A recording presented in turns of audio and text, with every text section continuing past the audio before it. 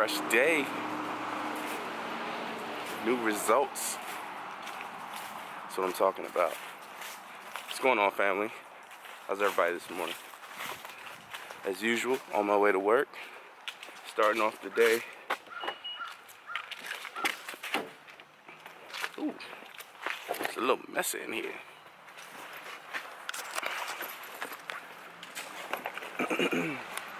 Yeah, as usual, starting off the day, on my way to work.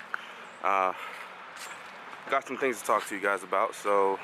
Alright, I'm back. I know, took me a little bit, my bad. What I was thinking about this morning is why the lack of knowledge causes most of us to miss our goals completely. Not being well informed, not being up to date on current research and studies on anything that we do, not doing just the proper investigation or the proper research on what it is you're trying to aspire to do. Why is it that causes us to not reach our goals? That's my question for you today. Are you not reaching your goals because you do not understand what you're doing? Whatever the goal is, you have to know how to get there. I talked to you guys a couple of videos ago about what it is to actually plan an effective, realistic goal, an authentic goal. We've talked about that already. So my next question to you guys is, are you understanding what it is, or are you understanding what you need to do to attain this goal? When we talk about blueprinting, I don't think I went over this part. When we talk about blueprinting, one thing you have to do in order to blueprint is to understand what you're blueprinting. You can't just all of a sudden decide, hey, I'm going to do this, and this is the way I'm going to do it. I mean, you're going to find your way of doing it anyway, which is fine, but you can't start off just planning to do something just because or for the sake of. That actually makes no sense whatsoever. And I see this a lot. I see people start to do something and they do no research whatsoever. None. They just start doing it. They start learning on the fly. Some people can get away with it because some people can actually learn on the fly and adapt and reapply what they're learning in real time. Some people cannot. If you're starting a project of any kind, you should understand your project. You absolutely have to understand your project, because if you do not understand your project, you're going to absolutely fail in what you're setting off to do. You just won't make it, man. So, almost hit this guy. So, what I'm trying to say, guys, is do the full research on whatever it is you're planning to do. Do the full research on whatever goal you're trying to ascertain, whatever goal it is that you want to reach. Once you realize what that goal is, in order for you to understand if it's realistic, you have to do the research. Maybe the goal is realistic, but maybe the aggressiveness of attaining this goal isn't realistic. And the only way you'll know that is through research. Let me give an example. You need to lose 100 pounds. And you decide today is, what's today? Today is November the 3rd. And you decide you want to lose 100 pounds by December 31st for the new year. That's not a very safe goal. That's a dangerous goal. It's not realistic. You're going to put your body through so much stress trying to reach that goal. You're going to put your mind through so much stress trying to reach that goal that you're going to fail. And even if you do end up losing 50, 60 pounds in that time frame, you're not doing it the right way, and you're going to go into the yo-yo effect, or you're going to do some serious damage to your body or some serious damage to your digestive system. You might go into muscle catabolism. Bruh. Is that right? Is that the right word? Muscle catabolism? If that's wrong, I'll put that at the bottom. But basically, you could force your muscles to start deteriorating because your body will start eating it for energy instead of your fat cells. So losing weight too fast and the wrong way and not understanding how that's done can do more harm for you than good. You'll see some results up front, but you won't see the side effects, or you won't see the consequences of what you've done until later. So if you're trying to lose weight, like me, if you're trying to be fit, like I'm aspiring to be, if you're trying to live a good lifestyle, a good holistic lifestyle, well-rounded lifestyle, meaning not just fit, not just eating clean, being mentally clean, living a good life. If you're trying to do all those things, first do the research. Do the research on what it is you want to do, who's done it and been successful at it, what they did, what you can replicate. Based on what you're replicating, what your body can handle. Do the research on your body. Go to the doctor. Get a physical done. Do some kind of health exam to tell you what type of body you have, what you can realistically do. Because if you find out you have blood pressure, there's certain things you can't do. If you have some disorder, there's certain things you can't do. And you're fooling yourself and thinking that you can do everything if you don't understand what it is you need to do. So please take the time. Take the time to understand what you need to do. If you have questions, comment below. Let the family hear what it is that you need. Let the family understand what it is that you need. Be very clear in your comment. And either I will, or, someone in the family will let you know what's up. And we'll go back and forth and we'll help each other. Again, this is life video. This is real life. And we're all trying to make it.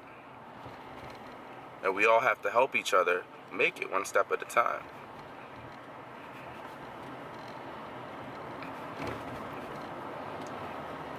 Once you understand what it is you need to do, once you've done the research on what it is you need to do, then figure out your time frame. How long will it realistically take me to get this goal completed?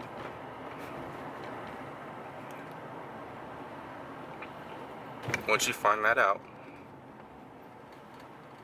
then you start to create your blueprint. You start to create your waterfall, is what I call it, because I'm in the project management world.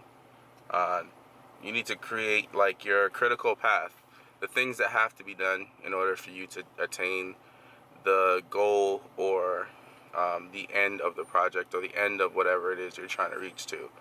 Figure out all the things you have to do. Mark that down. Then figure out all the events around that have to be done to support the things you have to do. Understand all those things. And I'm sure once you come up with an effective blueprint and on what it is that you're trying to do, things become more clear to you, things become more concise to you. You begin to really internalize it because you can see it. Put it up on a wall. Put the goal up and the plan on the wall so you see it every day. Put it somewhere you see every day. Put it up on your computer screen so you see it every single day. And it'll motivate you. It'll motivate you, especially if you don't have anyone to help you motivate yourself. This will motivate you. And once you internalize the goal, you can see it, start doing something. Really start doing something, and you'll be really surprised on how far you actually get. And do not forget, if you fall, just get up. People stumble, people fall, especially when you're trying something new. Don't be so hard on yourself, but be realistic with yourself. Understand what it is you did. Get back up. Try not to repeat. It's that simple, guys. It's that simple, really.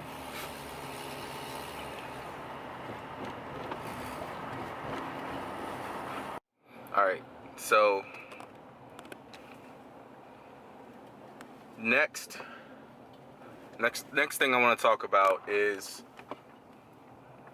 setting the benchmark where it needs to be. That's actually very important, because what I've done in the past and where I failed in the past, if you don't understand where you are body-wise, if this is a fitness goal, let's just use the fitness goal aspect of it all. If you don't understand where you are fitness-wise, and you try to mimic a friend, or try to mimic someone you're seeing in the gym, or someone you're seeing in YouTube, and try to mimic their exercises exactly, meaning you're using the same weights, the same reps, the same everything. If you're following someone's transformation, whether it be a YouTuber, whether it be a friend, whatever, if you're following their way of doing things, it may not be exactly your way of doing things. And what I mean by that is, you may not be able to squat 4 plates, man. You may not be able to squat 245s. You may not be able to bench press 235s yet. But you're sitting there trying to, and you're overexhausting yourself, and you can cause injury. And what you'll end up doing is you'll end up comparing your results to that person's results and asking yourself why you're not there. Maybe discourage yourself. So you have to be very careful on making sure you benchmark where it is you are. And do not compare yourself. That support system is key, but do not compare yourself. Compare yourself to yourself. This is where I think I should be by this time. If you've gotten close, cool. That's fine. If you didn't exactly meet the goal or meet that particular benchmark at that time, or that weight point at that time, just look at what you did. Maybe you could have done something different. Maybe you could have, eaten something different, worked out something different. Maybe you should change something, but at the same time, it just may be because of your body type. So don't compare yourselves to others. I'm going to stress that enough. I used to do it, and when I did it, I would fail every time, because I could not lift, I could not run, I could not do the things that my friends were doing. I just physically couldn't do it, and it used to discourage me a lot. It used to discourage me so much, because when you watch other people do something and you're of the same age range and you feel like you're capable and you can't do it, you feel like a failure. And you're not a failure. It's just that your ability to do certain things are not in the range in which the ability of your friends are. That came out weird, but you get what I'm saying. Maybe your friends, or maybe that person's been working out for a long time and you're just getting started. So what makes you think you can do that? You can't. You got to build yourself up to it. Like it took them years to build up to it, or months to build up to it. So make sure that you understand and benchmark exactly where you are realistically, and say, look, right now, I can't do a pull-up. So I need to focus on at least getting myself to be able to do 1 pull-up. I can't run more than 1 minute. I need to work on running past 1 minute, maybe a minute 30. From a minute 30, you go to 2. You know, for 1 pull-up, you go to 2 pull-ups. 2 pull-ups, you go to 3 pull-ups. That's what you have to understand. That's your benchmark. Figure out where it is, and then try to exceed those, you know, if you can, weekly or bi-weekly, and that'll show your progress on where you are. And don't be afraid to lift small weights. No one's laughing at you, no one cares in the gym. 9 times out of 10, everyone in there doesn't know what they're doing, and they're watching you. So work for you, don't work for everybody else. This is your journey, your goal, not theirs. Who cares about them? Let them laugh, let them do whatever they're gonna do in the gym. But honestly, no one's gonna do that. I'm just telling you that so you build the confidence, but no one cares. As much as you think people care, no one cares in there.